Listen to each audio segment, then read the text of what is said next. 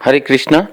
आज हम 5वें अध्याय का 18वां श्लोक पढ़ेंगे। 5.18 विद्या विनय संपन्ने ब्राह्मणे गवी हस्तिनी शुनि च एव श्वपका पाके च पंडिता समदर्शिन।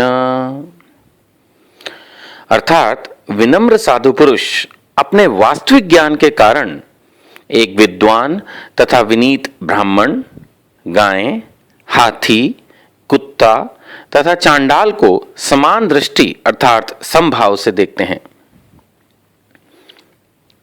इस श्लोक में जो दो शब्द लास्ट में यूज हुए हैं ये प्रचार में काफी इस्तेमाल होते हैं और हमारे अपने समझने के लिए और जो लोग समझना चाहते हैं उनको बताने के लिए ये काफी महत्वपूर्ण श्लोक है।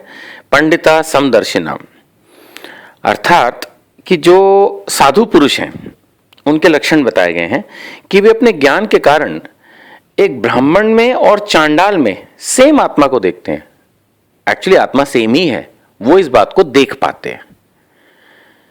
तो जो भी व्यक्ति साधु पुरुष बनना चाहता है या खुद को साधु पुरुष समझता है, साधु पुरुष का मतलब हम पहले भी कई बार चर्चा कर चुके हैं कि साधु का मतलब वो नहीं है जो भगवा वस्त्र पहनकर मंदिर में है, पंडित जी का रोल प्ले कर रहा है, उसकी हम बात नहीं कर रहे। साधु पुरुष वह है जो शास्त्रों को अपनी लाइफ में अप्लाई कर रहा है। ही इज साधु। अगर किसी की पत्नी बच्चे हैं, व्यापार करता है, तो इसका मतलब ये नहीं कि वो राक्षस है, वो साधु नहीं है। और एक आदमी अगर मंदिर में बैठा हुआ है तो जरूरी नहीं कि वो साधु है, हो सकता है वो राक्षस हो, क्योंकि हो सकता है कि उसने सिर्फ वो वेश धारण किया हो और उसकी जो एक्टिविटीज है वो सारी ही गलत हो।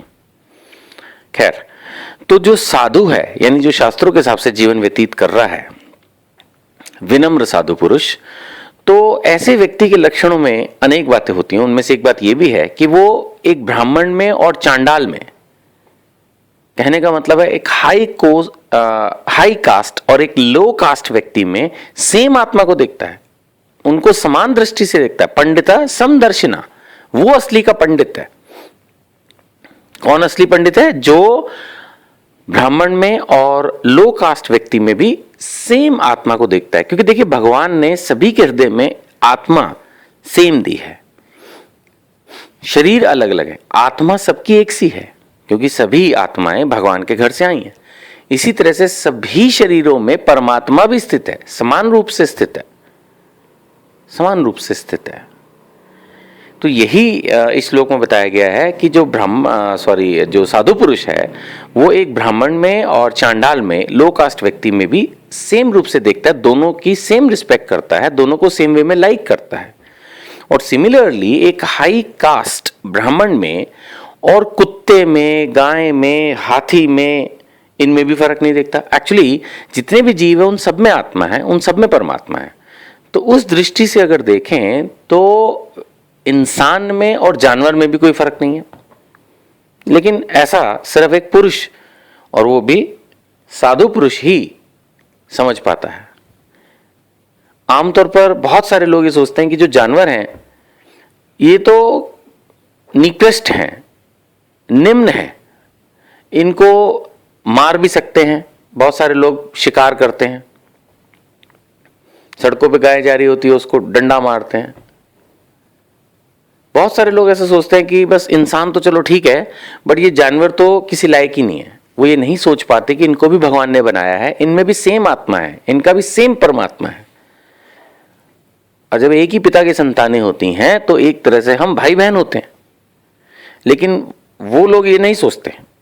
वो लोग जो लो कैटेगरी के एनिमल हैं, सो कॉल्ड लो कैटेगरी जो उन्होंने अपने दिमाग से बना रखी है, उनको मार के पका के खा जाते हैं। और 1000 जस्टिफिकेशन सोचे हुए, अगर कोई उनको समझाने भी लगे ना कि सर आप ये नॉनवेज मत खाया कीजिए, तो दे हैव 1000 जस्टिफिकेशंस। भैया इनमें तो दिमाग ही नहीं होता। अरे तुम्हारे भाई बहनों में से क्या अगर किसी का दिमाग कमजोर हो तो क्या उसको मार के खा जाओगे? इतना ही तो है कि उनकी consciousness level, mind level, intelligence level हमसे कम है। और क्या कमी है? जीव हैं, माता पिता की तरह से वो भी संतान के रूप में प्रकट होते हैं, डेवलप होते हैं, बड़े होते हैं, हमारी तरह बच्चे पैदा करते हैं, बूढ़े होते हैं, मर जाते हैं, क्या कमी है? जो सिस्टम ह्यूमंस का है वही सिस्टम एनिमल्स का है। फिर हम एनिमल्स को मार के क्यों खा जाते हैं? सिर्फ अपनी जीभ के टेस्ट के लिए हम अपने भाई बहनों का कत्ल कर देते हैं और ये भी सोचते हैं कि कुछ नहीं होगा। क्यों कुछ नहीं होगा? क्योंकि हम देख रहे हैं कि हजारों लाखों लोग खा रहे हैं, उनके साथ कुछ नहीं हो रहा, तो हमारे साथ भी नहीं होगा। ऐसे तो सारी दुनिया बेईमानी कर रही है, फिर किसी के साथ कुछ नहीं होगा, ऐसा तो नहीं है। हम देखते हैं बड़े से बड़ा आदमी भी जब गलत काम करता है एक दिन फंस जाता है। जैसे अभी इस समय एक बहुत बड़े धार्मिक व्यक्ति फंसे हुए हैं, उनके जो कर्म थे वो पब्लिक के सामने आ गए। अब लोग उनको रावण कह रहे हैं, ये वो कहते रहिए। उसने खराब कर्म की तो एक ना एक दिन उसको फल मिला, टाइम लगता है, बट बच नहीं सकते आप। प्रकृति के जो नियम हैं उनसे आप बच नहीं सकते। हाँ, तुरंत देन एंड देयर कई बार फल नहीं मिलता, वो प्रकृति का सिस्टम है। इट इज नॉट लाइक कि आज आपने मर्डर किया, इवन हमारी गवर्नमेंट में भी अगर आपने आज मर्डर किया तो काफी कम चांस है कि आप पकड़े जाएंगे। आप भागेंगे इधर से उधर, हो सकता है इस जन्म में पकड़े भी ना जाए। पकड़े भी जाएंगे तो तुरंत नहीं होने वाला, फिर केस चलेगा, फिर काफी दिन जेल में रखेंगे, फिर शायद फांसी मिले। बट आप ये सोचे कि आपने मर्डर किया और आपको फल नहीं देगा। हो सकता है गवर्नमेंट ऑफ इंडिया चूक जाए, लेकिन जो भगवान का है, प्रकृति का गुण है। आप देखिए ना कि जो हमारे कैमरा होता है, जो हम अपने घरों में कैमरा लगाते हैं, वो कैमरा सब कुछ रिकॉर्ड कर लेता है, लेकिन कैमरा जहां जहां हमने लगाया वहां वहां है।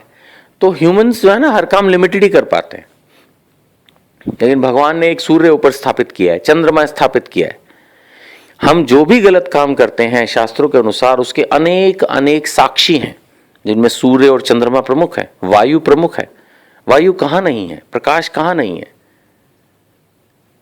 तो भगवान ने भगवत गीता में कहा है सूर्य और चंद्रमा मेरी आंखें हैं, और भगवान की आंखें अनलिमिटेड। आप ये ना सोचे कि घर के अंदर तो सूर्य चंद्रमा नहीं आता, प्रकाश होता है घर में, एनर्जी भगवान ही है। तो कहने का मतलब ये है कि जो साधु पुरुष है वो इस बात को समझता है कि चाहे आत्मा ने ब्राह्मण का शरीर लिया हो, चाहे गाय कुत्ता हाथी का शरीर लिया हो, चाहे लो कास्ट चांडाल का जन्म लिया हो, सबको समान दृष्टि से देखता है, सबको रिस्पेक्टफुली ट्रीट करता है। जो साधु होता है जब वो जमीन मतलब चलता है तो वो देखता है कि उसके जमीन में उसके पाँव के नीचे आके चींटी ना मर जाए, प्रयास करता है। बहुत सारे लोग इस चीज की बिल्कुल परवाह नहीं करते, चल रहे हैं आंख मीच के, उनके पाँव के नीचे आकर चींटियां मर रही हैं।